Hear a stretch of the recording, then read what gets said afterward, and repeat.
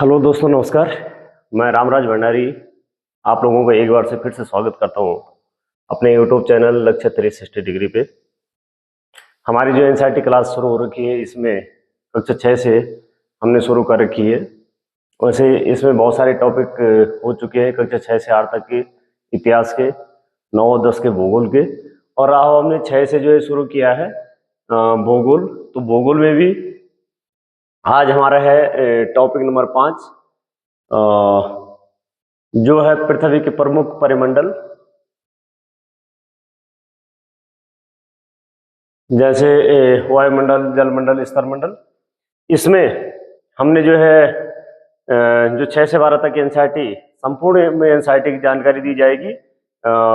सारांश रूपी जो आपका जो है पाठ्यवस्तु, उपयोगी पाठ्यवस्तु परीक्षा की दृष्टि से महत्वपूर्ण होने वाली है, प्रतियोगी परीक्षाओं की दृष्टि से महत्वपूर्ण होने वाली है। इसमें इतिहास, भूगोल, राजनीति विज्ञान तथा अर्थशास्त्र की सभी जो चारों विषय है, इनकी संपूर्ण जानकारी जो है हम इसमें प्राप्त करेंगे सारांश रूप में। इससे पहले जो 4 टॉपिक आ चुके हैं, तो आप लोगों जिसने वो नहीं देखे हैं, जो पहली बार जो है इस चैनल पे देख रहे हैं, आ रहे हैं, वो कृपया जो है पहले टॉपिक से देखिए, ताकि हमारे जो है एक बेस क्लियर होता जाए, हमारी समझ मजबूत होती जाए। और हमारा इसमें यही फोकस रहता है कि जो कॉन्सेप्ट पे ज़्यादा फोकस रहता है, ज़्यादा तथ्यों को रटने पे ज़्यादा फोकस नहीं रहता है। तो पृथ्वी के जो प्रमुख परिमंडल है, इनका हम आज इसमें अध्ययन करेंगे।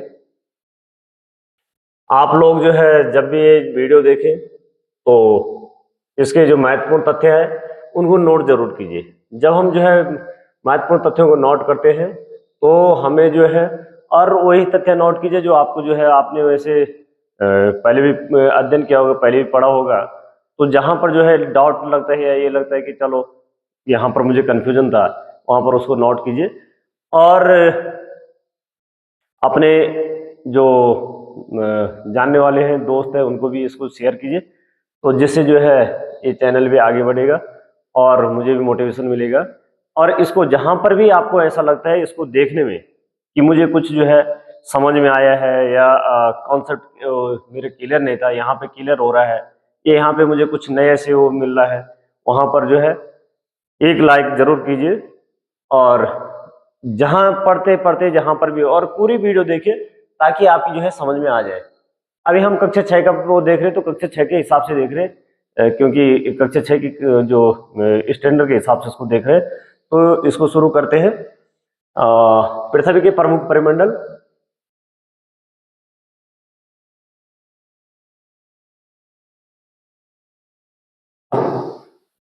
पृथ्वी के प्रमुख परिमंडल। पृथ्वी एकमात्र ऐसा ग्रह है क्योंकि जीवन के लिए आवश्यक है।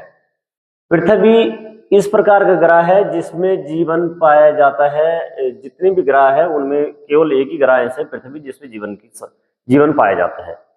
अन्य में जीवन की संभावना तलाशी जा रही है, लेकिन अभी ऐसा कुछ जो है मिला नहीं। कहीं पे पानी है, कहीं पे जो है ऑक्सीजन है, कहीं दूसरे प्रकार की और गैस है जो है जीवन के लिए आवश्यक नहीं है। तो पृथ्वी एक आवश्यक तत्व पाए जाते हैं। यहाँ पर आवश्यक तत्व क्या पाए जाते हैं? अपने भूमि पाई जाती है, जल पाई जाती है, हवा है, और पृथ्वी, ये सब जो है पृथ्वी पे मौजूद है। पृथ्वी का जो ठोस भाग जिस पर हम रहते हैं उसे भूमंडल कहते हैं। जिस भाग पे हम रहते हैं उस भाग को कहते हैं भूमंडल। गैस की परतें जो पृथ्वी को चारों ओर से घेरती है उसे वायुमंडल कहते हैं। भूमि पे हम रहते हैं इसलिए इसे भूमंडल कहते हैं। इस जो है भूमंडल के चारों तरफ से वायु ने उसे घेर रखा है, तो इसलिए इसे वायुमंडल कहा जाता है। वायु में कौन कौन सी जो है, वायुमंडल में कौन कौन सी गैसें हैं? ऑक्सीजन है, नाइट्रोजन है, कार्बन डाइऑक्साइड है, और दूसरी बहुत सारी गैसें हैं। पृथ्वी की बहुत बड़े भाग पर जल पाया जाता है, जिसे जलमंडल कहा जाता है। अब जल को वाले क्षेत्र को जलमंडल, भू वाले क्षेत्र को भूमंडल, और जहां पर हवाएं हैं वहां पर जो है वायु है उसे वायुमंडल कहा जाता है। जलमंडल में जल की सभी अवस्थाएं, जैसे अब जो है बात आ रही है कि जो ये जलमंडल है, तो जलमंडल में क्या जो है, सागर महासागरों को जलमंडल में कहेंगे। तो और पृथ्वी में जिस पे हम रहते हैं इसमें सब जीव जंतु इत्यादि सब आ जाएंगे, पेड़ पौधे सब आ जाएंगे। इसमें जो है वायु में सभी प्रकार की हवाएं गैसें आ जाएगी। और जलमंडल में जो है, जलमंडल में इसमें समुद्र का जल आ जाएगा, इसमें नदियों का जल आ जाएगा, इसमें जो भूमिगत जल आ जाएगा, इसमें जो है झीलों का जल आ जाएगा, इसमें झरनों का जल आ जाएगा, इसमें तालाबों का जल आ जाएगा। इसमें जो हवा में भी जल है, वायु में भी जो जल है, वो सब जल आ जाएगी इसमें। तो जलमंडल में जैसे यहाँ पे जल वाष्प भी सम्मिलित है। तो ध्यान रखना कि जलमंडल में यदि पूछा गया कि जल की सभी अवस्थाएं, जैसे वर्षा का जल भी आ जाएगा, हिमानी में जो जल है, और यदि ये पूछा जाए, यदि उसी में से ये आ जाए कि जल वाष्प, जलमंडल में कौन कौन से आते हैं या कौन नहीं आते हैं, और उसी में से एक छांटने के लिए हो, एक बाहर करने के लिए हो, या एक जो है उसमें सही करने वाले हो जल वाष्प, तो वहां पर आप लोग ध्यान रखना कि जल वाष्प भी जलमंडल के अंतर्गत सम्मिलित है। अब जलमंडल में जल की सभी अवस्थाएं, यहाँ जीवमंडल एक सीमित क्षेत्र है जहां स्थल, जल एवं हवा एक साथ मिलते हैं, जहां सभी प्रकार के जीवन पाए जाते हैं।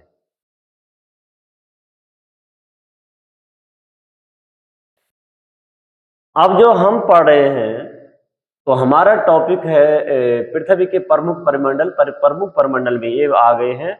और अब जो है ये तीन जो हमने देखे हैं कि भूमंडल, वायुमंडल और जलमंडल, तो एक और आ रहा है यहाँ पर, एक कहा जा रहा है कि जीव मंडल। एक है जीव मंडल। ये जीव मंडल क्या है? तो जीव मंडल को जो है समझ लीजिए कि ये वो अवस्था है, एक ऐसा सीमित क्षेत्र है जीवमंडल। मान लीजिए क्या है कि इसमें से सबसे बड़ा क्षेत्र किसका है? स्थल मंडल, जलमंडल, वायुमंडल, जीवमंडल। तो ये आप लोग ध्यान रखना कि जीवमंडल एक ऐसा सीमित क्षेत्र है जहां स्थल, जल एवं हवा एक साथ मिलते हैं, जहां सभी प्रकार के जीवन पाए जाते हैं। यानी ये हमारा हो गया, मान के चले हमने कहा ये वायुमंडल है,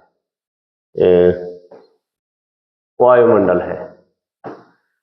इधर से जो है यहां हमने कहा ये जो है जलमंडल है, ये हो गए जलमंडल। और ये हमने कहा ये है स्थल मंडल, स्थल मंडल। अब ये कह रहा है कि जहां पर ये तीनों मिलते हैं, तो तीनों, तो यहां पर इस क्षेत्र को हम देखेंगे, ये वाला हिस्सा देखेंगे, यहां पर जो है दो मंडल मिल रहे हैं, एक वायुमंडल मिल रहा है, एक जलमंडल मिल रहा है। और इधर वाले इस क्षेत्र को देखेंगे तो यहां पर जो है दो ही मिल रहे हैं, स्थल मंडल और वायुमंडल मिल रहा है। लेकिन एक ऐसा संकीर्ण क्षेत्र, ये संकीर्ण क्षेत्र जहां पर तीनों मिले, जो ये वाला हिस्सा है जहां पर तीनों मिले हैं, यानी जीवन के लिए जल भी जरूरी है, जीवन के लिए वायु भी जरूरी है, और जीवन के लिए सबसे महत्वपूर्ण ये जो है, जो स्थल है, ये जरूरी है, क्योंकि स्थल पे ही हम सारे जो है प्राणी रहते हैं। तो ये स्थल, ये वाला जो हिस्सा है ये कहलाएगा जीव मंडल। यहां पर ही जीवन संभव है, क्योंकि जीवन को, जीव के लिए जो है वायु भी जरूरी है, पानी भी जरूरी है, जल भी जरूरी है, और स्थल भी जरूरी है। तो ये वाला जो ये संकीर्ण क्षेत्र है, इसे कहा जा रहा है कि यहाँ पर जीवन, यहाँ पर जो है जीवन पाया जाता है, जीवन पाए जाते हैं। तो स्थल और जल और हवा एक ही साथ मिलते हैं, जहां सभी प्रकार के जीव पाए जाते हैं, उसे कहा जाता है जीव मंडल। शब्दों की उत्पत्ति में यहां पर दे रखे, ग्रीक भाषा में लिथेस का अर्थ है पत्थर, एटमस का अर्थ है वाष्प, हीडर का अर्थ है जल। तो लिथोस्फीयर हम कहते हैं, ये स्थल मंडल को लिथोस्फीयर कहते हैं, एटमॉस्फेयर कहते हैं, वायुमंडल को एटमॉस्फेयर कहते हैं, और हाइड्रोस्फीयर कहते हैं जल मंडल को। तो इन शब्दों का भी आप थोड़ा ध्यान रखना कि कभी कभी जो है इंग्लिश वाले जो ये अंग्रेजी वाले शब्द, तो बायोमास का अर्थ है जीवन, बायोस का अर्थ है जीवन। क्या आप इनसे अधिक और शब्द बना सकते हैं? तो जो है इसमें प्रश्न दे रखे, तो बायोस का अर्थ है जीवन। इन शब्दों पे भी प्रश्न कभी बन सकते हैं या बनते ही हैं। तो पृथ्वी के जो प्रमुख परमंडल में, अब यहां पे हम देखते हैं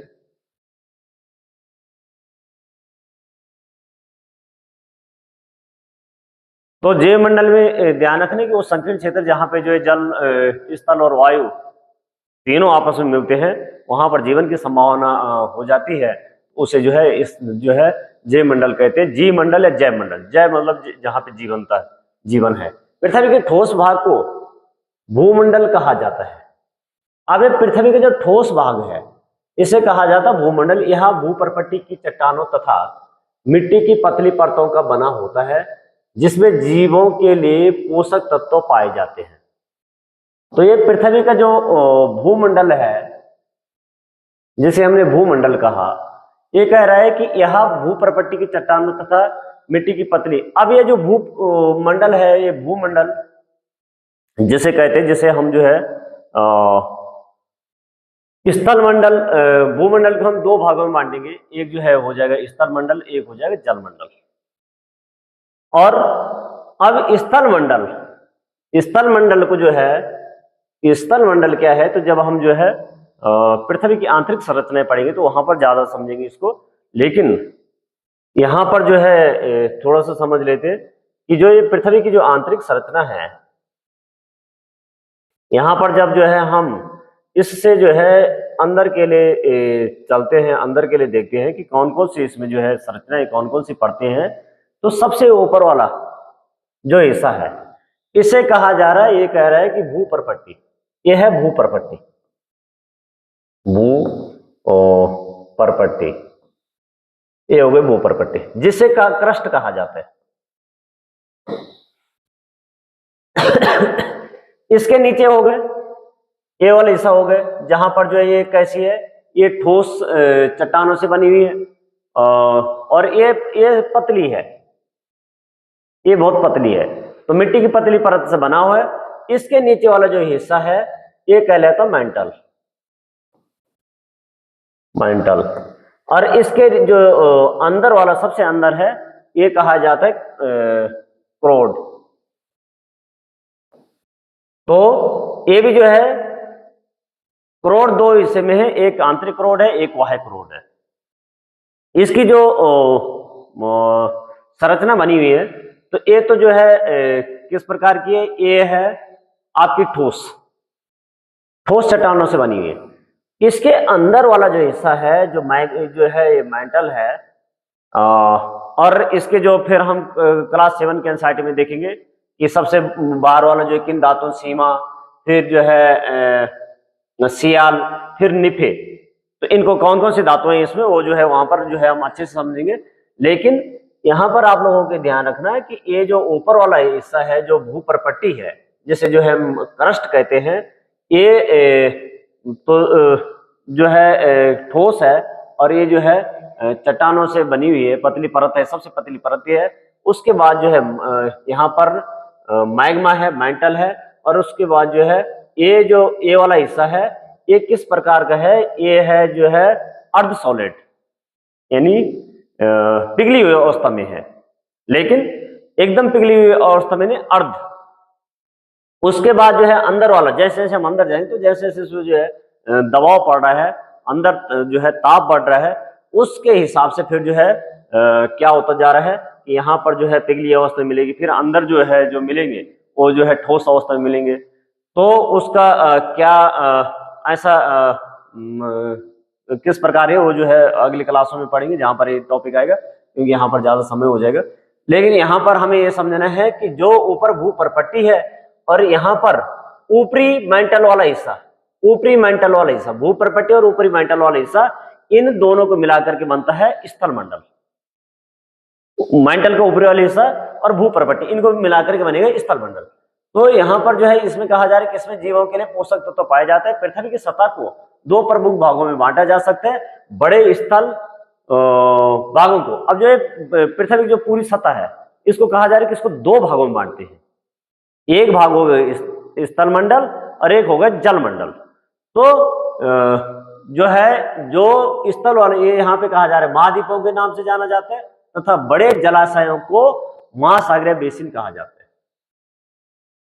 है। एक में महासागर हो गए, और हमें पता है कि जो हमारी टोटल पृथ्वी है उसके जो है जो पूरे जो है वो हमारी है इसके 2/3 हिस्से पे जो है पानी है, महासागर है, और यानी 71% पे, और 29% हिस्से पे जो है क्या है इस पे जो है भूमि है, और जो है 71% पे हिस्से पे जो है महासागर है, 71% हिस्से पे जो है पानी है। तो और सबसे ज्यादा पानी है, पानी की हम समस्या सबसे ज्यादा जो है चलाते रहे पानी पानी पानी की बात। तो इसका जो है क्यों ऐसी समस्या है, क्योंकि समुद्रों के पानी, महासागरों का पानी जो है, सागरों का पानी, और बहुत सारा हमारे पास सब ज्यादा पानी कैसे अलवणीय पानी जो है पीने योग्य नहीं है। तो यहाँ पर महासागरों में भी आप लोग ध्यान रखना कि महासागर जितने महासागर है, ये जो है सागर महासागर है, 5 जो हमारे पास महासागर है, 7 जो है महाद्वीप है। तो इनमें सबसे बड़ा जो महासागर है वो प्रशांत महासागर है, यहाँ पे आएगा भी। विश्व का सबसे ऊंचा शिखर, अब हमें ये पता है कि माउंट एवरेस्ट है, 8,848 मीटर ऊंचा है, लेकिन इसकी ऊंचाई जो है बराबर बढ़ती जा रही है। तो यहाँ पर 48 की जगह जो है और इसकी वो बढ़ गई है 4,884 या 86 ऐसा कुछ हो चुका है। तो इतना जो है ये बढ़ चुका है। विश्व का सबसे, क्योंकि इसमें बराबर बलन काम कर रहा है, जो हमारी जो है इंडियन प्लेट है वो जो है बराबर यूरेशियन प्लेट से टकरा रही है, और हिमालय का फॉर्मेशन लगातार हो रहा है। विश्व का सबसे, अब सबसे ऊंचा तो हमने देख लिया, और विश्व का सबसे गहरा भाग प्रशांत महासागर गा। प्रशांत महासागर में एक जो है जगह है, प्रशांत महासागर का एक भाग है जिसे कहा जाता है मेरियाना गर्त। तो ये एक रेंज है, यहां पर ये है, तो जिसकी गहराई इससे भी ज्यादा है। तो महासागर में जो है गहराई ज्यादा है, या जो महाद्वीपों में ऊंचाई वाला हिस्सा ज्यादा है, यानी पर्वत ज्यादा ऊंची है। तो हमें यहाँ पे देख रहे हैं महासागरों में, और महासागरों में जो गर्त है क्यों होता है, कैसे होता है, जो पृथ्वी की जो है जो हमारी प्लेटें हैं जब ये संचलन करती है तो इसके कारण होता है, क्योंकि जब जो है दो प्लेटें आपस में वो टकराएगी तो एक प्लेट जो है नीचे क्या होगी, नीचे धंस जाएगी, और एक प्लेट जो है ऊपर उठ जाएगी, उसके कारण जो है ये गर्त बनेगा। तो ये भी हम आगे की क्लासों में देखेंगे जहां पर इससे संबंधित आएगा। अब महाद्वीपों के बारे में, तो महाद्वीप, पृथ्वी पर 7 प्रमुख महाद्वीप है। अभी हमें पता है कि 7 प्रमुख महाद्वीप है इसमें पृथ्वी पे, और यहां पर जो 7 महाद्वीप है, यहाँ 7 महाद्वीप नाम दे रखे, एशिया, यूरोप, अफ्रीका, उत्तरी अमेरिका, दक्षिण अमेरिका, ऑस्ट्रेलिया तथा अंटार्कटिका। अब ये जो 7 प्रमुख महाद्वीप है, सबसे बड़ा महाद्वीप तो एशिया महाद्वीप है, बल्कि मैंने इसमें जो है वो बना भी रखा है। तो यहीं से हम जो है जो मानचित्र है इसे ही देखते हैं।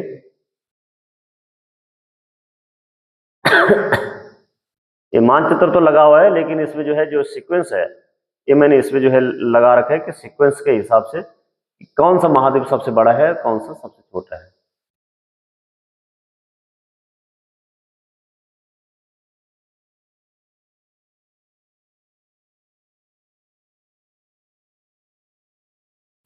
तो सबसे पहला नंबर पे जो है एशिया महाद्वीप है, दिख रहा है सबसे बड़ा महाद्वीप है। दूसरे नंबर पे अफ्रीका महाद्वीप है। तीसरे नंबर पे उत्तरी अमेरिका महाद्वीप है। चौथे नंबर पे दक्षिण अमेरिका महाद्वीप है। 5वें नंबर पे अंटार्कटिका महाद्वीप है। 6ठे नंबर पे जो है यूरोप है, और सबसे छोटा ऑस्ट्रेलिया है। ये 7 महाद्वीप है। अभी जो 7 महाद्वीप है, तो यदि हम इसमें देखें जो एशिया महाद्वीप है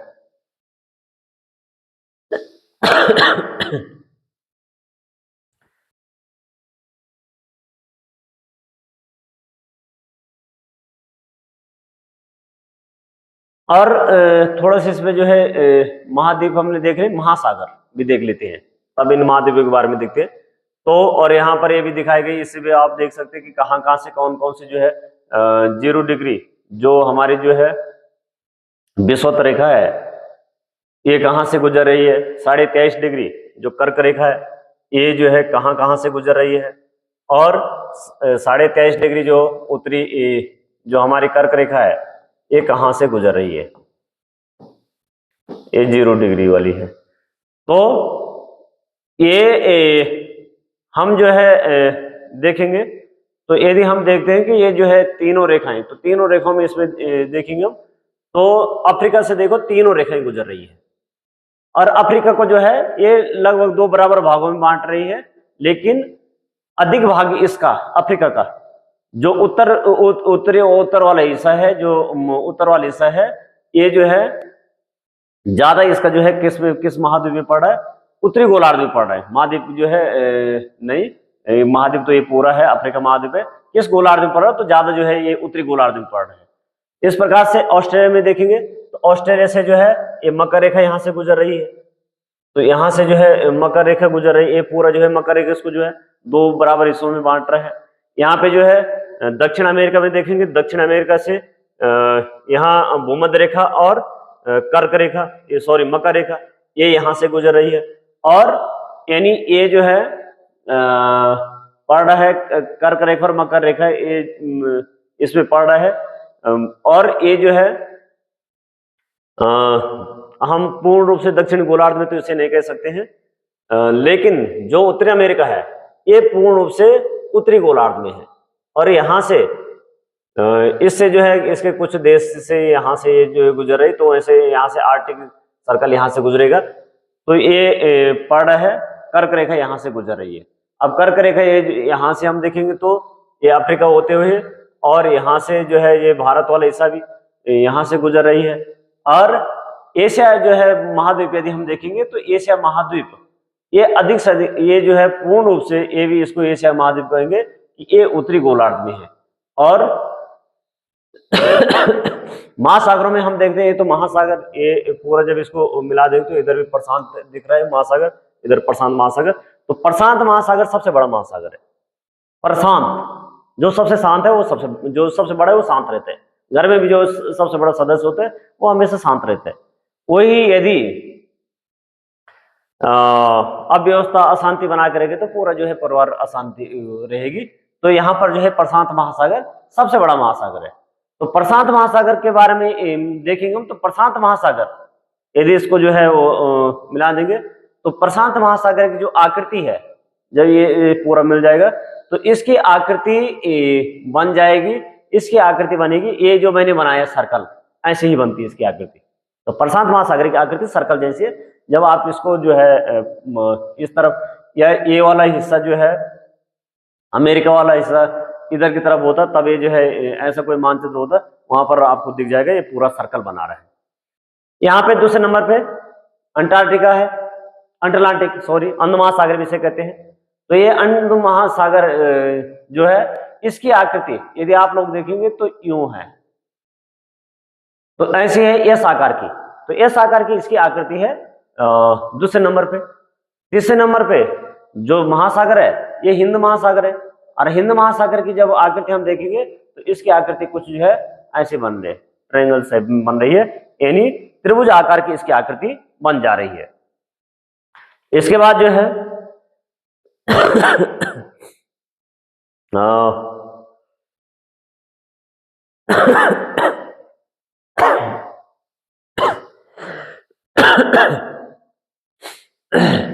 इसमें आप लोग देखेंगे जो है, हम थोड़ा सा जो इसमें मानचित्र में तो ज्यादा नहीं देखेंगे जितना जो है इसमें दे रखा है, कुछ जो इससे संबंधित होगा।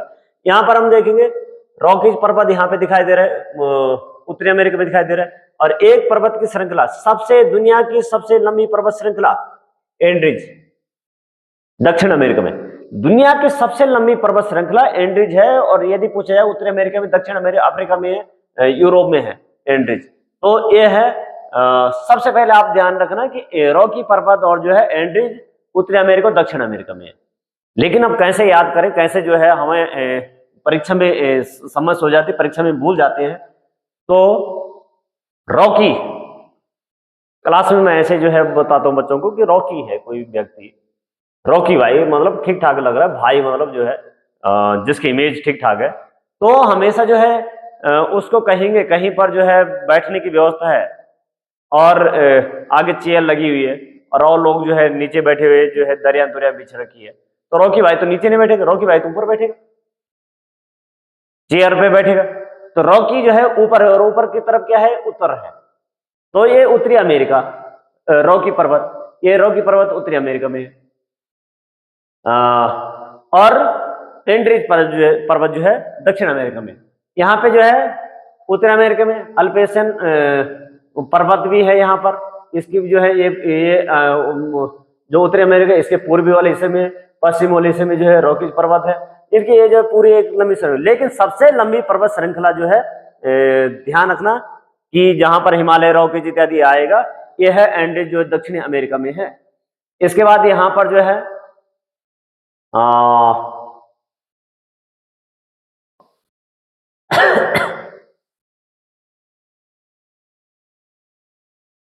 अंटार्कटिक सागर है, अंटार्कटिक सागर ये जो है ये ऊपर से भी ये सारा अंटार्कटिक सागर है यहाँ पर। और यहाँ यूरोप में हम देखेंगे तो यूरोप में इधर की तरफ आल्पस पर्वत है, तो आल्पस पर्वत पूछे जाते हैं किस तरफ है, यूरोप में है। यूरोप में हम इधर देखेंगे तो इधर यूराल पर्वत है, यूराल पर्वत यूरोप और अफ्रीका एशिया को दोनों को क्या कर रहा है, अलग अलग कर रहा है, सीमा निर्धारण कर रहे हैं। और यहाँ पर यूराल नदी भी जो है अफ्रीका और एशिया, यदि पूछा जाए कि कौन सी नदी जो है सीमा विभाजन का काम करती है, तो यूराल पर्वत न पूछ करके यूराल, तो यूराल पर्वत यूरोप में है और ये जो है एशिया और अफ्रीका को। अब एशिया और अफ्रीका, एक शब्द ऐसा बात है यूरेशिया, जहां पर यूरोप और एशिया का हिस्सा मिलता है, उस हिस्से को जो ही कहा जाता है यूरेशिया। यहां पर अफ्रीका में हम देखेंगे, अफ्रीका में सारा मरुस्थल विश्व का सबसे गर्म मरुस्थल और सबसे बड़ा मरुस्थल, तो विश्व का सबसे बड़ा मरुस्थल और सबसे गर्म मरुस्थल सारा मरुस्थल है, सारा रेगिस्तान है।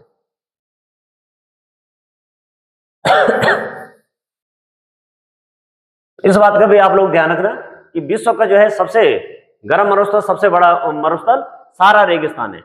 प्रश्न पूछा जाता है कि सबसे कौन सा मरुस्थल ऐसा है जिसमें सबसे ज्यादा जनसंख्या निवास करती है, तो भारत का जो है थार मरुस्थल है, सबसे ज्यादा जनसंख्या निवास करती है भारत के थार मरुस्थल में।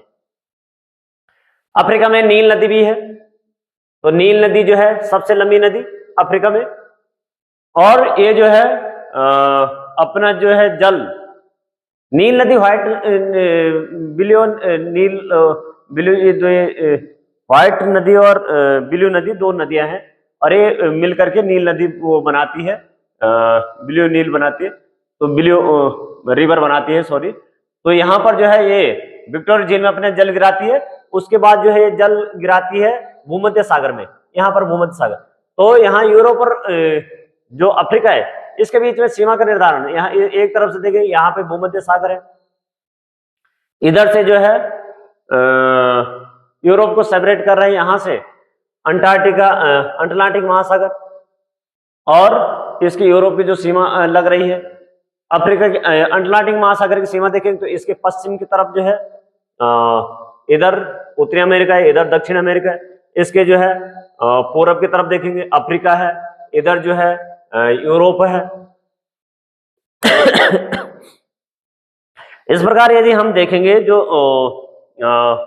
जो महासागर है, सबसे बड़ा महासागर प्रशांत महासागर हो गए, दूसरे नंबर पे अटलांटिक महासागर हो गए, तीसरे नंबर पे हिंद महासागर हो गए, और चौथे नंबर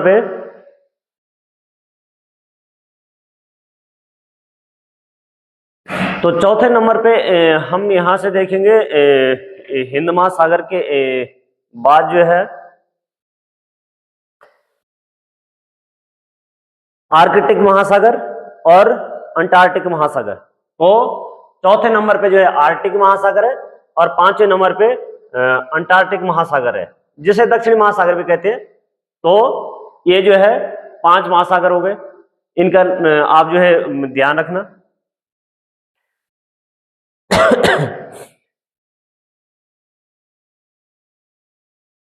यहां पर एशिया में जो है रूस सबसे बड़ा देश है, तो रूस का हिस्सा इधर के लिए भी जो है यहां पर है। तो ये यहां पर बेरिंग सागर है, और जो बेरिंग सागर है, तो यहाँ जो है बेरिंग सागर, तो यहाँ पर जो है बेरिंग जल संधि यहाँ पर है। और जल संधि क्या करती है,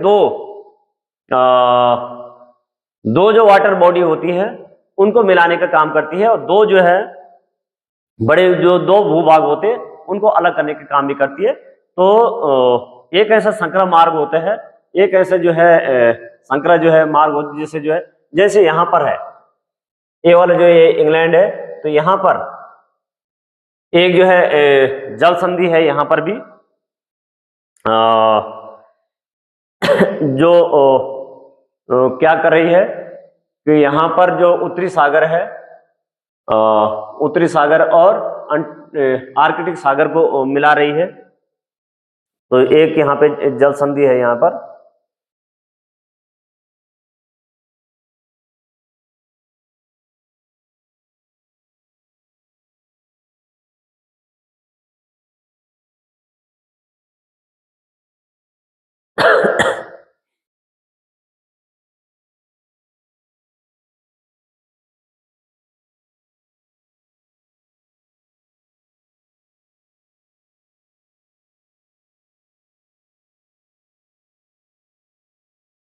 जैसे हमने जो है भारत और श्रीलंका के बीच में देखती, यहाँ पर भारत और श्रीलंका के बीच में भी, तो यहाँ पे जो है पाक जल डमरू मध्य, और यहाँ पर जो है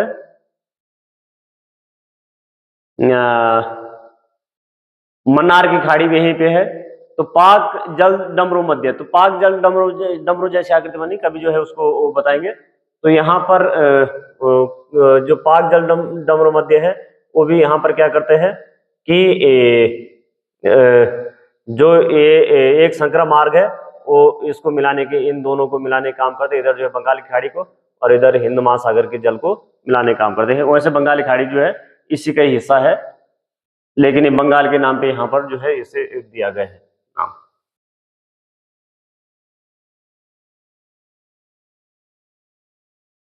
अब इनके बारे में थोड़ा सा देख लेते हैं, इसमें जो दे रखा होगा।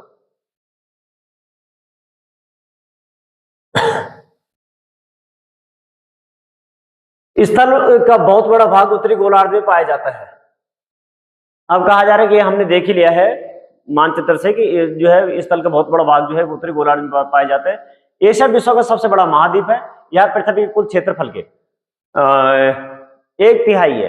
तो पूरा जो क्षेत्रफल हमने देखा था उसमें हमें सबसे ज्यादा जो है पानी जल वाला हिस्सा मिला, और फिर स्थल वाला हिस्सा जो है हमें, पूरी जो पृथ्वी है इसका हमें जो है 71% पे जो है जल है, और 29% पे स्थल है। इस 29% स्थल पे भी जो है इसका भी 1/3 भाग, एशिया इतना बड़ा है कि 1/3 भाग जो है एशिया है। और यदि हम जो है पूरा जो जल है उस जल में भी देखेंगे तो प्रशांत महासागर इतना बड़ा है कि उसका जो है 1/3 भाग प्रशांत महासागर है। यह महाद्वीप पूर्वी गोलार्ध में स्थित है। तो ये जो है जो एशिया महाद्वीप है, ये हमने देखा कि जो पूर्वी गोलार्ध पश्चिमी गोलार्ध के हिसाब से देखेंगे तो ये पूर्ण रूप से पूर्वी गोलार्ध में है। कर्क रेखा इस महाद्वीप से होकर के गुजरती है। तो कर्क रेखा इस महाद्वीप से होकर के गुजरती है। तो यहाँ पर जो है देख लीजिए कि ये जो है कहा जा रहा है कि ये पूर्ण रूप से जो है पूर्वी गोलार्ध जो है ये 0 डिग्री हमारे देशांतर लाइन है, इस लाइन से जो है ये पूरब की तरफ है। और कर्क कहा जा रहा है कि इससे जो है कर्क रेखा गुजरती है। यहां से जो 0 डिग्री जो है लाइन है, इससे ये पूरब की तरफ है, इस तरफ है, और इससे जो है कर्क रेखा गुजर रही है।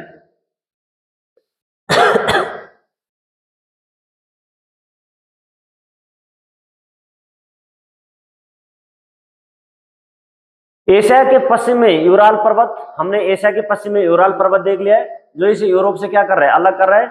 यूरोप और एशिया के संयुक्त भूभाग को यूरेशिया कहते हैं, यानी यूरोप और एशिया का जो संयुक्त भूभाग है, यूरोप प्लस एशिया, इसे यूरोप यूरेशिया कहा जाता है। अब हम देखते हैं दूसरा जो है यूरोप के बारे में देखते हैं। एशिया से बहुत छोटा है, ये जो है एशिया से छोटा है और यह महाद्वीप एशिया के पश्चिम में स्थित है। तो हमने देख लिया कि एशिया के पश्चिम में पूछा जाए कि किस तरफ है, आर्कटिक वृत्त इससे होकर के गुजरता है, यह तीन तरफ से जल से घिरा हुआ है।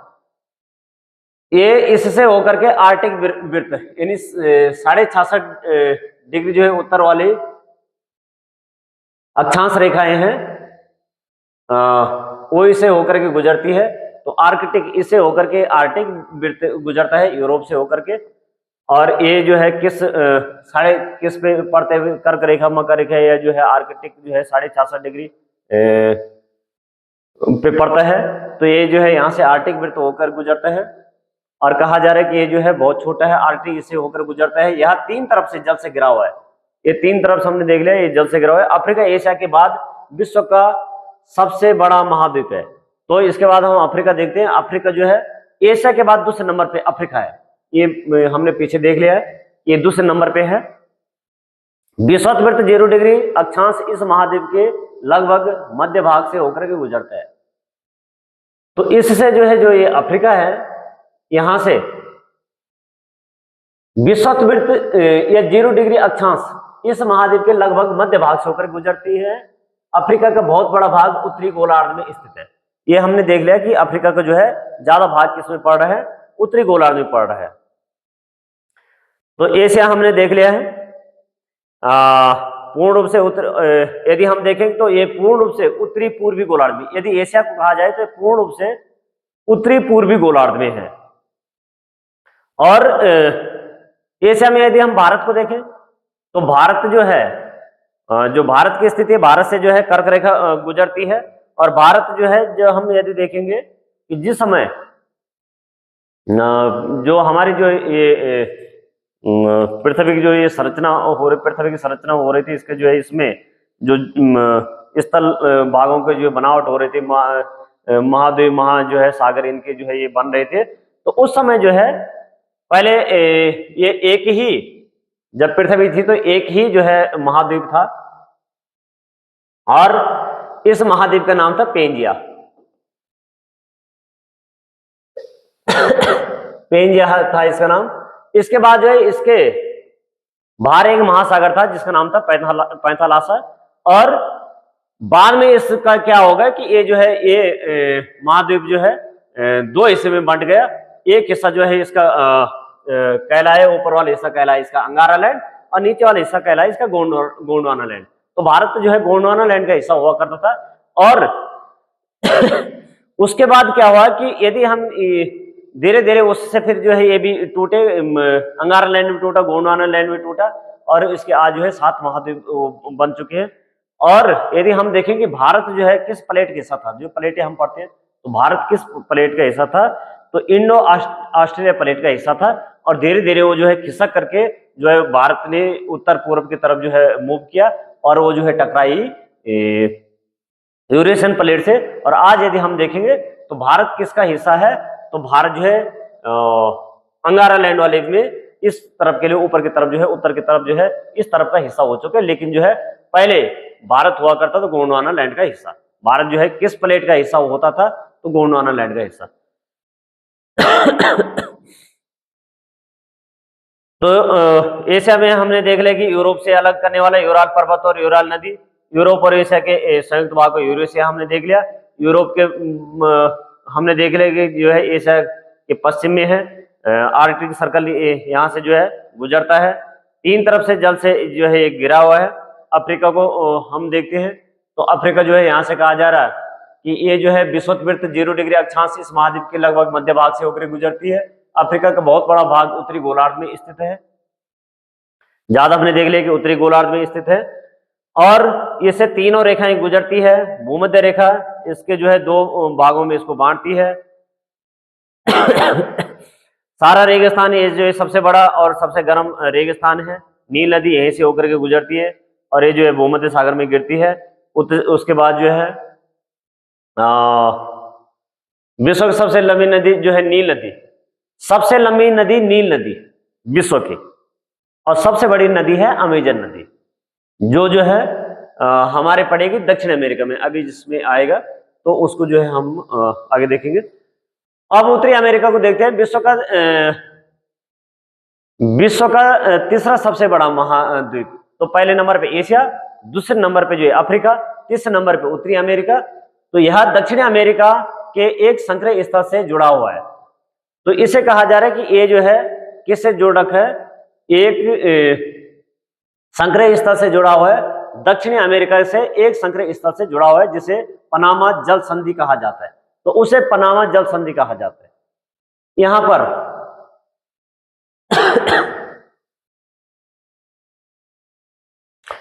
यहां पे उत्तरी अमेरिका है, यहां पे जो है दक्षिण अमेरिका है। ये दक्षिण अमेरिका हो गए, उत्तरी अमेरिका हो गए, और यहां पर जो एक संकरे हिस्से से जहां से जुड़ा हुआ है, ऐसे कहा जाता है पनामा जल संधि। और यहाँ पे पनामा नहर है, यहीं पे पनामा सिटी है, जहां पर जो है पनामा नहर है। और पनामा नहर जो है यदि पूछा जाता है कि किन महासागरों को जो है आपस में जोड़ रहा है, तो आर्कटिक महासागर को और प्रशांत महासागर को आपस में जोड़ने का काम कर रहा है पनामा नहर।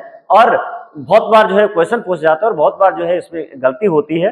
तो इसमें जो है पूछा जाता है कि जो सुएज नहर है, तो सुएज नहर जो है किन दो सागरों को जोड़ती है, किन दो जल राशियों को जोड़ती है। तो यहाँ पे जो है जैसे लाल सागर, भूमध्य सागर, और जो है उसके बाद काला सागर, या दूसरे और भी सागर दिए जाते हैं, या अटलांटिक महासागर, इस प्रकार से दिए जाते हैं। हिंद महासागर, ये कुछ भी जो है दो को जोड़े बनाए जाते हैं।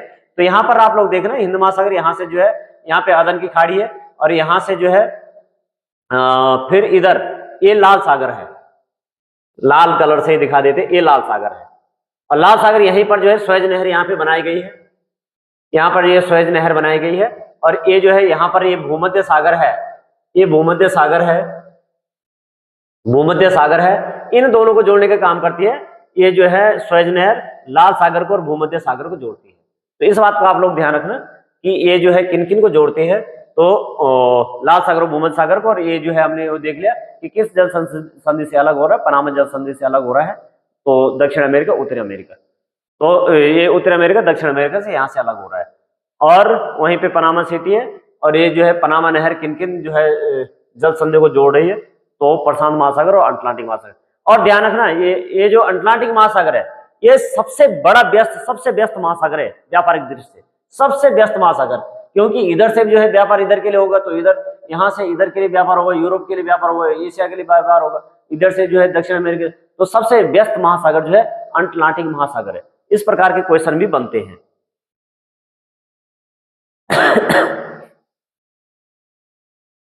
तो अब दक्षिण अमेरिका देखते हैं। दक्षिण अमेरिका का अधिकांश भाग दक्षिण गोलार्ध में, दक्षिण अमेरिका का अधिकांश भाग जो है दक्षिण गोलार्ध में है।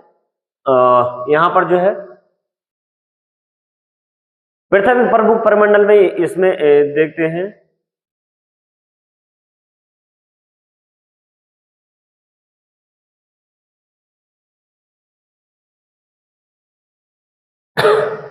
विश्व की सबसे लंबी नदी पर्वत श्रृंखला एंड्रीज है। तो यहाँ पर स्पष्ट कर रखा है कि जो है जो हम जो है दक्षिण अमेरिका देखें तो ये एंड्रीज यहीं पे है। इसके उत्तर में दक्षिण की ओर ये फैली हुई है, तो ये उत्तर से दक्षिण की ओर फैली हुई है। यानी ये जो है जब हम देखेंगे दक्षिण अमेरिका में, तो यहाँ पर एक पर्वत श्रृंखला है जो इस प्रकार से फैली हुई है। दक्षिण अमेरिका में विश्व की सबसे बड़ी नदी अमेजन है। तो सबसे बड़ी नदी अमेजन है, सबसे लंबी नदी नील नदी है। यानी जल के जो है जल की मात्रा कितनी है, सबसे ज्यादा अमेजन में है और ब्राजील में। और ब्राजील में जो है जो जिसे विश्व के जिसे जो है पृथ्वी के फेफड़े कहा जाते हैं, अमेजन जो वन है उन्हें पृथ्वी के फेफड़े कहा जाता है, ब्राजील में ही है। और ब्राजील में आप लोग ध्यान रखना कि दक्षिण अमेरिका का जो है देश है, दक्षिण अमेरिका का सबसे बड़ा देश ब्राजील है। अब यहाँ पे जल संधि, पानी का संकरा भाग, जल संधि मतलब पानी का, ये जल संधि यहाँ पे दिखाई तो पानी का संकरा भाग जो है दो जल राशियों को आपस में जोड़ रहा है। ये ध्यान रखना आप लोग। दो जो है जल संधि का मतलब है कि दो जल राशियों को आपस में जोड़ता है और दो भूखंडों को अलग भी करता है। यदि ऐसा भी पूछा जाए कि क्या ये दो भूखंडों को अलग करता है, तो हाँ, दो भूखंडों को अलग करता है। तो जल संधि स्थल का एक संकरा भाग जो दो बड़ी स्थलीय भागों को एक दूसरे से जोड़ता है। तो स्थल संधि क्या की जा रही है कि स्थल संधि जो है स्थल का वह संकरा भाग जो क्या कर रहा है, स्थल का वहां संकरा भाग जो है जो दो को जो है आपस में जोड़ रहा है, लेकिन जल संधि क्या करेगी, दो को आपस में अलग करेगा। लेकिन स्थल संधि जो है दो जो है स्थल संधि यदि पूछी जाए तो स्थल संधि क्या करेगी, दो जो है भूभागों को आपस में जोड़ने का काम करेगा। यहां तक जल संधि पानी का संकरा भाग जो दो बड़ी जल राशि जैसे समुद्रों तथा महासागरों को एक दूसरे से जोड़ता है। तो इस प्रकार जैसे मैं पाक जो है जल संधि है या पाक जल डमरू मध्य कहते हैं। तो पाक जल संधि, तो पाक जल संधि जो है कभी कभी जो है पाकिस्तान की तरफ लोग सोचते हैं, तो पाक जल संधि क्या करे, भारत को श्रीलंका से अलग करे, ये जल संधि यहाँ पे। और जल डमरू मध्य, जल डमरू मध्य का मतलब है कि इस प्रकार की आकृति बन जाती है जैसे डमरू वाली। बी से डमरू कैसे होता है, बी से डमरू जो है जब डमरू वाली आकृति हम देखते तो बीच से संकरा होगा और इधर उधर से जो है कैसे होगा, ये फैला होगा, तो इस प्रकार की आकृति बनती है। तो ये डमरू, तो इसलिए इसे जो है डमरू मध्य कहा जाता है। तो यहाँ पे पाक जल डमरू मध्य पूछे, अब जो है पाक जल संधि पूछे, भारत और श्रीलंका के बीच में स्थित जल संधि का नाम। तो ये भारत जो है श्रीलंका के बीच की जल संधि का नाम है पाक जल संधि। यहीं पे जो है मन्नार की खाड़ी है। तो खाड़ी का मतलब क्या होता है कि खाड़ी का मतलब होता है कि स्थल का वह भाग, जल का वह भाग जो है जो तीन तरफ से किससे घिरा होगा, तीन तरफ से घिरा होगा जो है भूमि से। अब थोड़ा सा यहां पे जो है बताई देते हैं। खाड़ी का मतलब है कि कहीं पर भी, जैसे यहाँ पे जो है कहीं पे अदन की खाड़ी है हमने पढ़ा था, और मैस्को की खाड़ी है। तो यहाँ पर जो है जैसे भारत में है, यहाँ पर जो है भारत में ये यहाँ पर है बंगाल की खाड़ी। तो ये जो है क्या है कि तीन तरफ से जो है भूमि से घिर रखे, इस तरफ से भी, इस तरफ से और इस तरफ से भूमि से घिर रखे, तो बंगाल की खाड़ी हो गई। यहाँ पे जो है क्या हो गया, मन्नार की खाड़ी हो गई। इस प्रकार से जो है बहुत सारी खाड़ियां हैं। और इसी प्रकार जो है प्राद्वीप जब पूछा जाता है तो द्वीप, द्वीप का मतलब है कि जो चारों तरफ से जो है जल से घिरा हुआ है, भूमि को हिस्सा जो चारों तरफ से जल से घिरा हुआ है वो द्वीप कहलाता है। और महाद्वीप है कि भूमि का बहुत बड़ा भाग जो जल से चारों तरफ से जल से घिरा हुआ है। और फिर क्या है प्रायद्वीप, तो प्रायद्वीप का मतलब है कि भूमि का वह भाग जो है तीन तरफ से जल से घिरा हुआ है। तो भूमि का वह भाग जो तीन तरफ से जल से घिरा हुआ, जैसे भारत इधर से, अरब सागर इधर से, हिंद महासागर इधर से जो है बंगाल की खाड़ी, तो तीन तरफ से, तो ये हो गए हाँ प्रायद्वीप।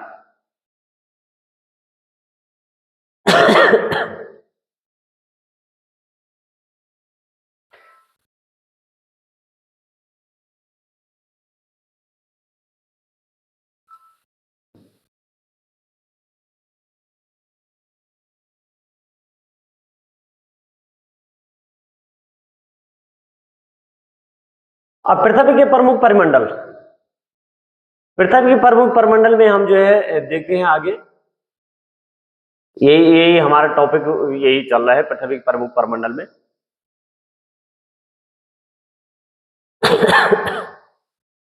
अभी जो महाद्वीप रह गया ऑस्ट्रेलिया, तो ऑस्ट्रेलिया में देखते हैं। ऑस्ट्रेलिया विश्व का सबसे छोटा महाद्वीप है जो कि पूरी तरह से दक्षिणी गोलार्ध में, पूरी तरह से दक्षिणी गोलार्ध में या चारों तरफ से महासागरों तथा महाद्वीपों से घिरा है। इसे महाद्वीपीय महासागर कहते हैं। तो किसे महाद्वीपीय महासागर, महाद्वीप द्वीपीय महाद्वीप, सॉरी द्वीपीय महाद्वीप कहते हैं। तो द्वीपीय महाद्वीप जो है एक द्वीप जैसे एक द्वीप है ये, लेकिन ये क्या है कि छोटे छोटे बहुत सारे द्वीप है। तो यहाँ पर जो है अब एक द्वीप जैसा भी नहीं है, और ये जो है तो द्वीप से बड़ा है, इसलिए जो है इसे महाद्वीप कहा गया। लेकिन इसे द्वीपीय महाद्वीप कहते हैं क्योंकि बहुत सारे द्वीपों को मिलाकर के बना हुआ है न, ये द्वीप जैसा छोटा हो रह गया और उसे इसलिए उसे जो है महाद्वीप का नाम दे दिया गया।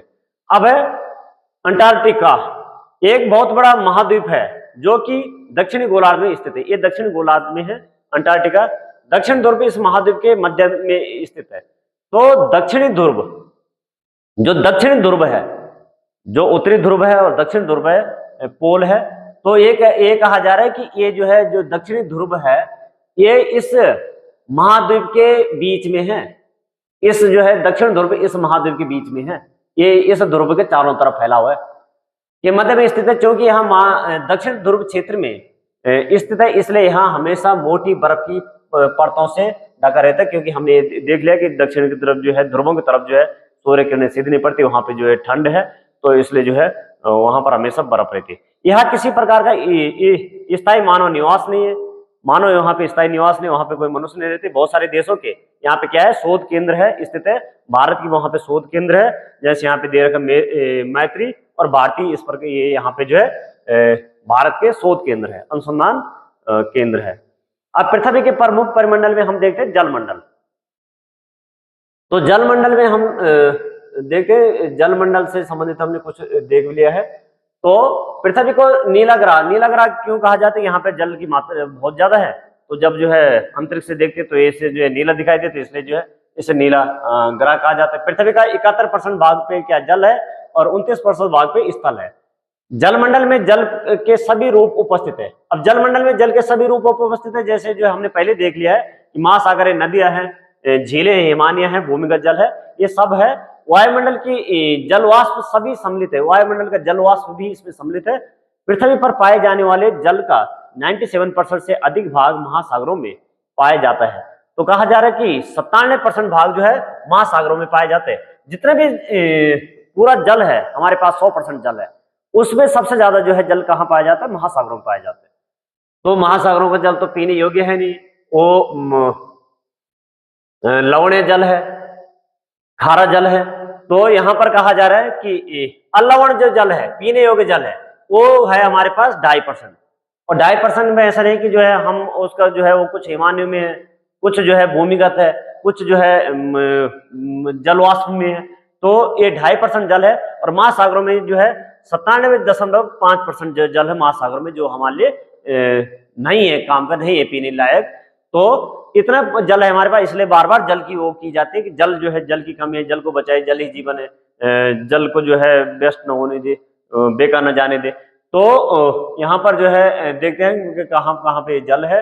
पृथ्वी पर पाए जाने वाले जल का 97% भाग, वर्षा से अधिक भाग महासागरों में है। तो इससे ज्यादा हमने देख लिया है। एवं वह इतना अधिक खारा होता है कि मानव के उपयोग में नहीं आ सकता है। तो बहुत ज्यादा खारा है, मानव के उपयोग के लायक है नहीं।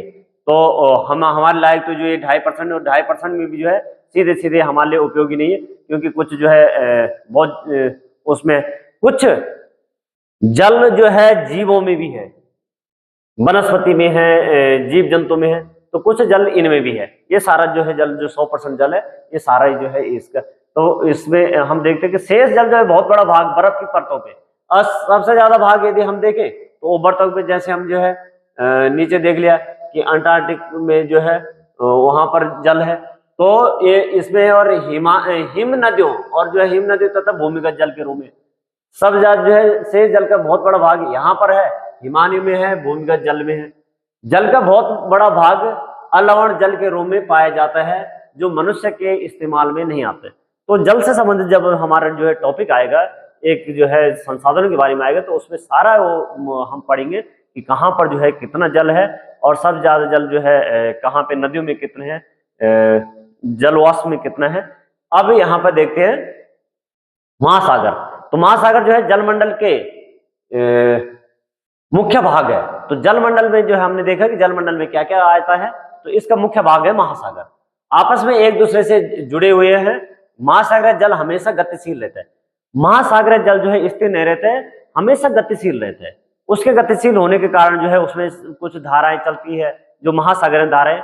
महासागरीय धाराओं को हम जो है क्लास 7 में पढ़ेंगे, जो गर्म धाराएं, जल धाराएं, ठंडी जल धाराएं, और उसमें बड़ा कंफ्यूज हो जाते हैं। इस प्रकार से पढ़ेंगे कि कंफ्यूजन उसका वो जो है हमेशा के लिए दूर हो जाएगा। महासागर जो है ये गतिशील है। गतिशील तक होने के कारण क्या है इसके, इसमें जो है सागरीय तरंगें चलती है, ज्वार भाटा के कारण गतिशील रहता है, और यहाँ पे जो है महासागरीय धाराएं चलती है। तो इसके कारण ये इसके मुख्य जो है 3 गतियां हैं इसमें। इनके कारण जो है तरंगें चलती है, इसके कारण में जल गतिशील रहता है, ज्वार भाटे के कारण में और जो है इसमें जो अंदर जो धाराएं चलती है इसके कारण ही गतिशील रहता है।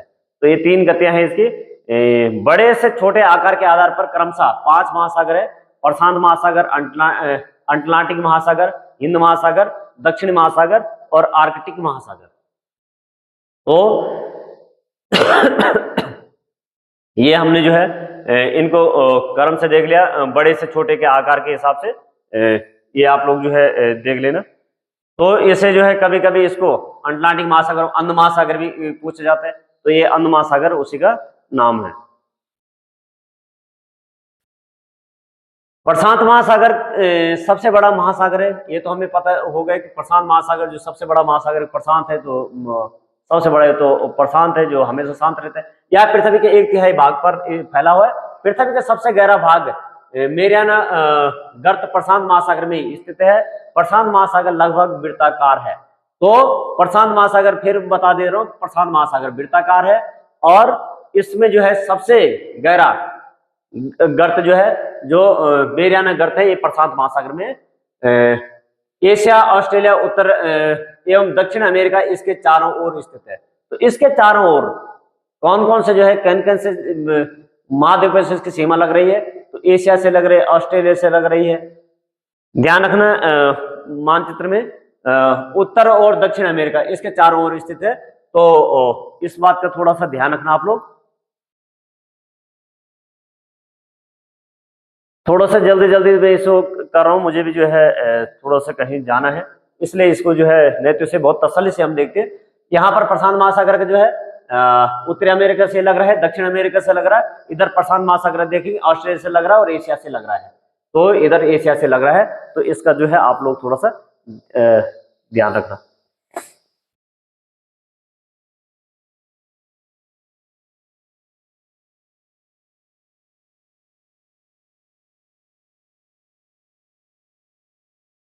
अब है अटलांटिक महासागर, विश्व का दूसरा, ये जो है दूसरा नंबर पे है आकार के हिसाब से। और ये कहा जा रहा है कि अंग्रेजी के, मैंने पहले ही बताया कि इसका जो है जो यह अंग्रेजी के एस अक्षर के जैसा है, तो एस आकार इसका बन रहा है, वो मैंने बना के ऊपर बताया है। इसके पश्चिमी किनारे पर उत्तर तथा दक्षिणी अमेरिका तथा पूर्वी किनारे पर यूरोप और अफ्रीका है। तो वो भी मैंने इसमें दिखा दिए थे कि जो है पश्चिमी किनारे पे जो उत्तर और जो है दक्षिण अमेरिका है और पूर्वी किनारे पे यूरोप और अफ्रीका है। अटलांटिक महासागर की तटरेखा बहुत अधिक दंतुरित है एवं अनियमित व्यापार की दृष्टि से यह सबसे व्यस्त महासागर है। तो इस अटलांटिक महासागर को आप ध्यान रखना, व्यापार के महासागर से सबसे कैसा है, व्यस्त है। और इसकी जो तटरेखा कहा जा रहा है यह है दंतुरित, दांत जैसी जो है। दांतों में क्या होता है, दांत जब हम देखेंगे तो दांत यूं जो है ऐसे ऐसे बने, तो यहाँ पर क्या है, दांतों के बीच में ये गायब है और कोई जो है दांत ऊपर नीचे हो सकता है। तो इस प्रकार से है उसकी जो है जो तट रेखा है, इस प्रकार से। तो ये जो है इससे क्या हो जा रहा है कि वहां पर जो प्राकृतिक बंदरगाह वहां पे आसानी से बन जाते हैं और व्यापार की दृष्टि से इसलिए वो महत्वपूर्ण हो जाता है। हिंद महासागर, अब हिंद महासागर कहा जा रहा है कि यह एक ऐसा महासागर है जिसका नाम किसी देश के नाम पे पड़ा हुआ है। तो किसी देश के नाम पे पड़ा हो तो भारत के नाम पे पड़ा हुआ है, हिंदुस्तान के नाम पड़ा हुआ है। यह महासागर लगभग कैसे है, त्रिभुजाकार है। तो ये हमने इसमें देख लिया है कि ये महासागर जो है त्रिभुजाकार है, ये ऐसी इसकी आकृति है। इसके उत्तर में, अब इसके उत्तर में देखेंगे एशिया है, पश्चिम में इसका जो है अफ्रीका है, यदि आप जो है अफ्रीका तथा पूर्व में ऑस्ट्रेलिया है। तो हिंद महासागर की जो है हमने देख लिया था, लेकिन एक बार जो है इसमें देख लेते हैं कि हिंद महासागर तो ये हिंद महासागर है, पश्चिमी अफ्रीका है, पूर्व में ऑस्ट्रेलिया है और उत्तर में जो है ये एशिया है। तो उत्तर में एशिया है, पश्चिमी अफ्रीका है और पूर्व में ऑस्ट्रेलिया है। तो ऑस्ट्रेलिया और इत्यादि, इसको आप लोग ध्यान रखना।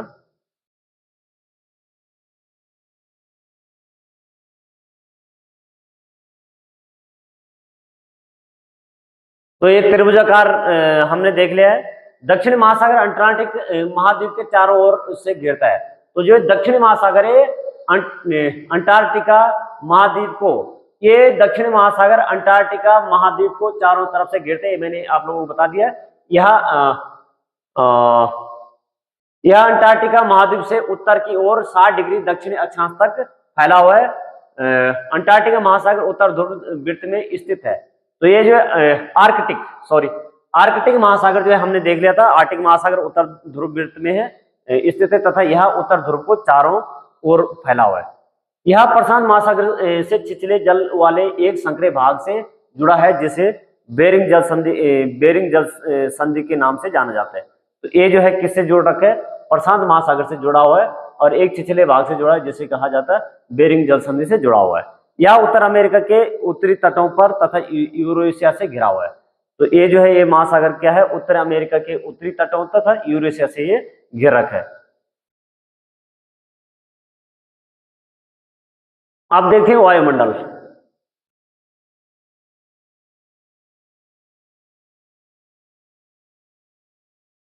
इसको भी थोड़ा सा जल्दी जल्दी में इसे समझ लेते हैं वायुमंडल को।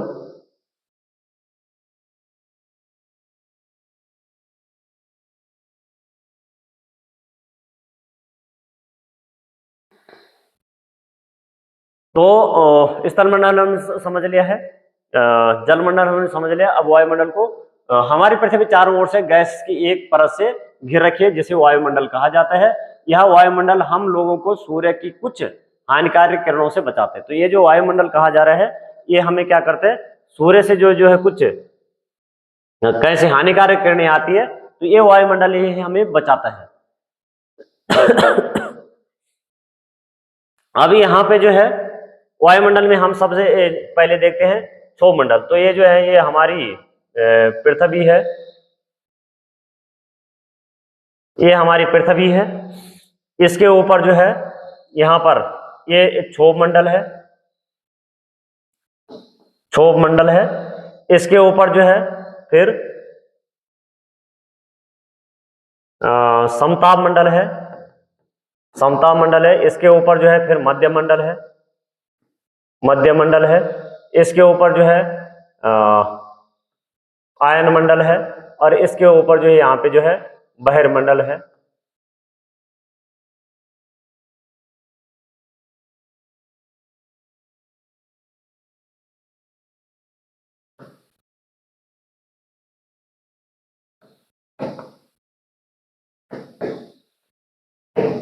बहिर्मंडल है।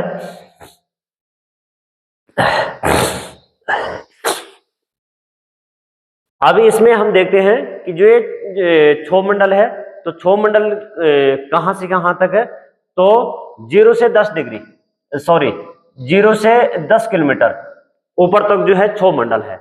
और यहाँ पर जो है सभी प्रकार की मौसम संबंधी जो है घटनाएं ये सारी क्षोभ मंडल में होती है।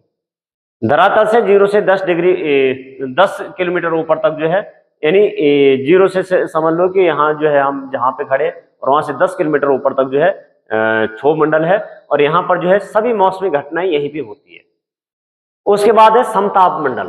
तो समताप मंडल यहाँ पर जो है, अच्छा यहाँ पर जो है जैसे जैसे हम ऊपर की तरफ जाएंगे क्षोभ मंडल में आप लोग ध्यान रखें, जैसे जैसे हम ऊपर की तरफ जाएंगे वैसे वैसे टेम्परेचर गिरेगा, टेम्परेचर वैसे वैसे गिरेगा। और उसके बाद समताप मंडल में यहाँ पे जो है क्या होता है? यहाँ पे जो है न ताप बढ़ता है न जो है घटता है। तो इसलिए इसको एक आदर्श मंडल कहा जाता है। यहाँ पे हवाई जहाज इत्यादि यहीं पे उड़ाए जाते हैं और यहाँ पर जो है कोई मौसमी इत्यादि घटनाएं नहीं होती है। तो 10 किलोमीटर से 50 किलोमीटर, 10 से 50 किलोमीटर तक ये है। उसके बाद जो है मध्य मंडल है। तो जो मध्य मंडल है वो 50 से फिर हो जाएगा 80 किलोमीटर, 50 से हो जाएगा 80 किलोमीटर। और ये जो मध्य मंडल है तो मध्य मंडल में जो हम प्रवेश करेंगे तो यहाँ पर क्या हो जाएगा? यहाँ पर ताप जो है घटेगा, यहाँ पर जो है फिर ताप जो है घटता है, यहाँ पर ताप घटता है। और आयन मंडल यहाँ पर फिर जो है ताप क्या हो जाएगा? बढ़ेगा। तो आयन मंडल जो है, आयन मंडल में यहाँ पर जितने भी सैटेलाइट इत्यादि है वो सब यहीं पे जो है यहीं से जो है यहीं छोड़ी जाती है यहीं पे, और यहीं से जो है कम्युनिकेशन इत्यादि जो हमारे मोबाइल फोन इत्यादि से कम्युनिकेशन हो रहा है यहीं से हो रहा है। उसके बाद बहिर्मंडल। तो ये जो है कुछ मंडल है। और जो है ताप मंडल में जो है कम्युनिकेशन इत्यादि यहाँ पे सब यहीं से होता है।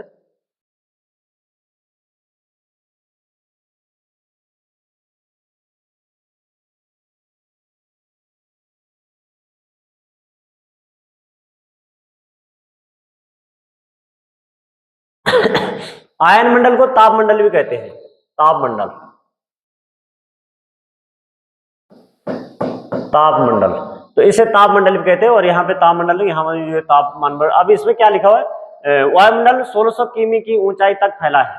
तो कहा जा रहा है कि 1600 किलोमीटर। वायुमंडल को इसके घटकों, तापमान तथा अन्य के आधार पर 5 स्तरों में बांटा गया। तो 5 स्तर में क्षोभ मंडल, उसके बाद समताप मंडल, उसके बाद मध्य मंडल, उसके बाद आयन मंडल और उसके बाद बहिर्मंडल। इन परतों को पृथ्वी की सतह से शुरू करते हुए है। तो पृथ्वी की सतह से जैसे हम शुरू करेंगे वैसे जो है देखते हैं कि सबसे पहले क्या होगा, क्षोभ मंडल। तो क्षोभ मंडल, समताप मंडल, मध्य मंडल, आयन मंडल तथा बहिर्मंडल कहा जाता है। वायुमंडल मुख्यतः ऑक्सीजन एवं नाइट्रोजन का बना है। जो वायुमंडल है ये कहा जा रहा है मुख्य है इसमें ऑक्सीजन और नाइट्रोजन और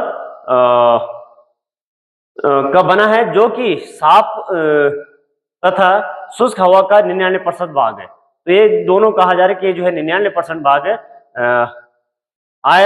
आयतन के अनुसार नाइट्रोजन 78% भाग है और ऑक्सीजन है 21% भाग। तो यहाँ पर जो है इस प्रकार 99% भाग हुए। दूसरी गैस है जैसे कार्बन डाइऑक्साइड, कार्बन ऑर्गन इत्यादि की मात्रा 1% है। तो ये सारी 1% है। और यदि जो है कार्बन डाइऑक्साइड इत्यादि बढ़ जाती है तो बहुत सारी समस्या हो जाती है। जो है भूमंडल ताप का बढ़ना इत्यादि, ये जो है ये कार्बन ये जो दूसरी गैसें हैं इनके कारण। और एक जो है और गैस जैसे जो है ओजोन गैस है, उसका जो है यदि क्षरण हो जाता है तो उससे भी नुकसान होता है। उससे जो है जो सूर्य से निकलने वाली पराबैंगनी किरणें हैं वो हमें सीधे जो है हमारी स्किन पर पड़ती है और बहुत सारी जो है रोग इत्यादि, चर्म रोग इत्यादि होते हैं। और जो कार्बन डाइऑक्साइड की मात्रा बहुत ज्यादा हो जाएगी तो यहाँ का पृथ्वी का ताप बहुत ज्यादा बढ़ जाएगा। और यदि कम हो जाएगी तो ताप इसका घट जाएगा। तो उसका जो है एक संतुलन बना रहेंगे। ऑक्सीजन सांस लेने के लिए आवश्यक है, जबकि नाइट्रोजन प्राणियों की वृद्धि के लिए। तो ध्यान रखना आप लोग जो है, नाइट्रोजन प्राणियों की वृद्धि के लिए, तो ऑक्सीजन जो है सांस लेने के लिए आवश्यक है, नाइट्रोजन प्राणियों की वृद्धि के लिए आवश्यक है। कार्बन डाइऑक्साइड यद्यपि बहुत कम मात्रा में है, लेकिन यहाँ पृथ्वी के द्वारा छोड़ी गई उष्मा को अवशोषित करते हैं, जिससे पृथ्वी गर्म रहती है। तो कार्बन डाइऑक्साइड कहा जा रहा है कि बहुत कम मात्रा में है, लेकिन जो पृथ्वी से जो उष्मा छोड़ी जाती है, जब हम जो है उष्मा बजट पढ़ेंगे, पृथ्वी को उष्मा बजट पढ़ेंगे तो उसमें ये सब चीज समझेंगे।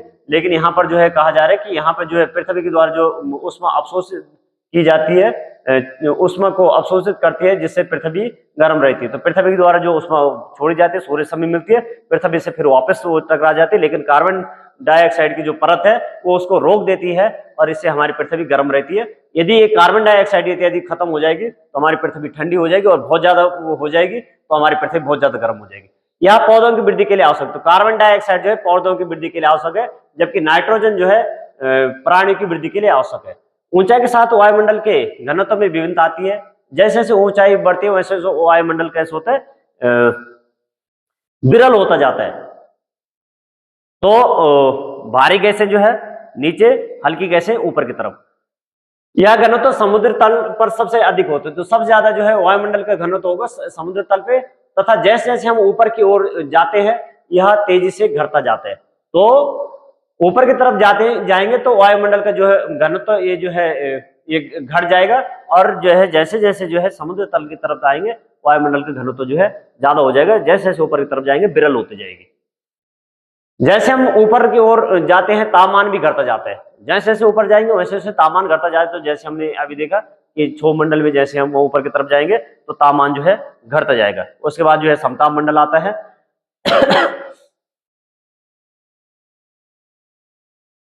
वायु उच्च दाब से निम्न दाब की ओर बहती है, गतिशील वायु को पवन कहा जाता है। अब ये कह रहा है कि वायु उच्च दाब की तरफ से जो है निम्न दाब की तरफ बहती है वायु। हवा हमेशा ध्यान रखना आप लोग, वायु कहा जा रहा है कि वायु जो है हमेशा उच्च दाब से, जब हम जो है दाब उच्च होगा तो नीचे की तरफ जाएगा। हमें भी जो है कोई ऊपर से दबाएगा तो हम नीचे बैठेंगे। तो ध्यान रखना है कि वायु उच्च दाब से निम्न दाब की ओर, जहां पर दाब कम है हम भी कहाँ रहना पसंद करेंगे, जहां पर जो है बहुत ज्यादा काम होगा, जहां पर बहुत कम काम होगा, बहुत कम काम मतलब जहां पे ज्यादा जो है दबाव नहीं होगा वहीं रहना ज्यादा पसंद करेंगे। जहां पर उच्च दाब होगा वहां से हम भागना शुरू करेंगे, चाहे हमें नौकरी पैसे कुछ है। तो उच्च दाब से जो है निम्न दाब की तरफ बहती वायु और जहां पे ताप उच्च होगा वहां पे जो है दाब निम्न हो जाएगा, जहां पे ताप निम्न होगा वहां पे दाब उच्च हो जाएगा। हम जो है अगली क्लासों में इसको बहुत अच्छे से पढ़ेंगे। वायु, गतिशील वायु को, जो गतिशील है उसे पवन कहते हैं। तो पवन कैसे कहते हैं, गतिशील वायु को पवन कहते हैं। अब जीव मंडल को हम देखते हैं, जिसके जो है जीव मंडल हमने देखा था कि जीव मंडल कैसे बनते हैं। तो जीव मंडल जल तथा हवा के बीच का एक सीमित क्षेत्र है।